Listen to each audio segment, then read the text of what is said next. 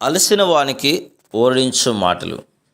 సహోదరుడు భక్తి సింగ్ గారి పరిచర్య నుండి సేకరించిన అనుదిన ధ్యానములు. మే 24.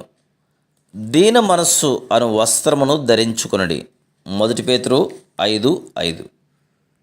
మనము లూకా సువార్త 24:34లో చదివినట్లు, తన పునరుత్థాన దినముననే ప్రభు అయిన యేసుక్రీస్తు సీమోను పేతురుకు కనబడెను. ప్రభువు నిజముగా లేచి సీమోనుకు కనబడెను. మరియా సమాధి ఖాళీగా ఉందని సీమోను పేతురుకు చెప్పిన తర్వాత కూడా అతడు ఖాళీ సమాధికి ఎందుకు పరిగెత్తునో మనం ఊహించవచ్చును.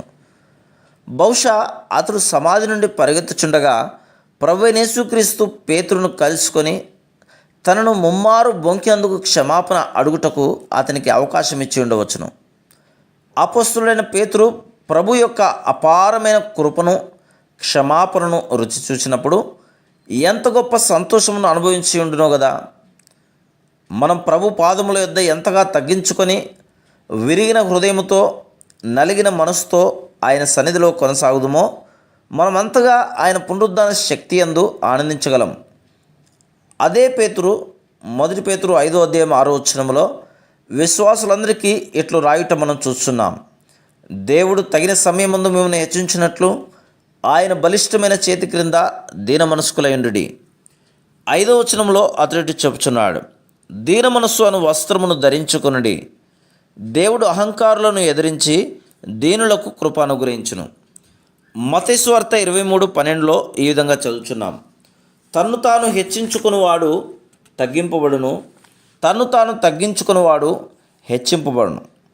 నిజమైన దీనత్వముతో, తగ్గింపుతో మనం ఒకరిని ఒకరు ఎట్లు ప్రేమించవలనో, సేవించవలనో మనకు ఒక మాదిరిని చూపుటకే యేసుక్రీస్తు ప్రభు తాను సిలువ వేయబడక మునుపు శిష్యుల పాదములు కడిగెను. శక్తి కలిగిన పరిశుద్ధుడైన మన దేవుడు యెషయా గ్రంథం 57:15 ప్రకారం 2 స్థలములలో నివసించును.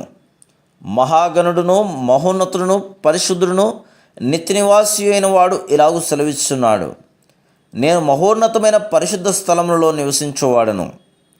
అయినను వినయము గల వారి ప్రాణమును ఉజ్జీవింపజేయుటకును, నలిగిన వారి ప్రాణమును ఉజ్జీవింపజేయుటకును, వినయము గల వారి యొద్దను, దీన మనసు గల వారి యొద్దను నివసించుచున్నాను.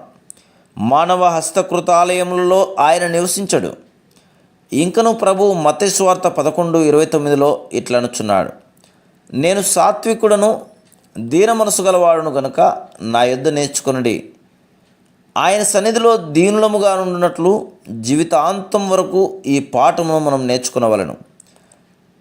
ఎప్పుడు దేవుడు మనలో, మన ద్వారా శక్తివంతంగా పనిచేయటం మనం చూస్తామో అప్పుడు మనము గర్వించి ఉప్పొంగుట చాలా సులభము.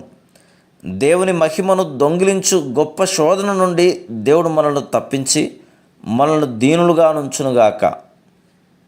Praise the lord.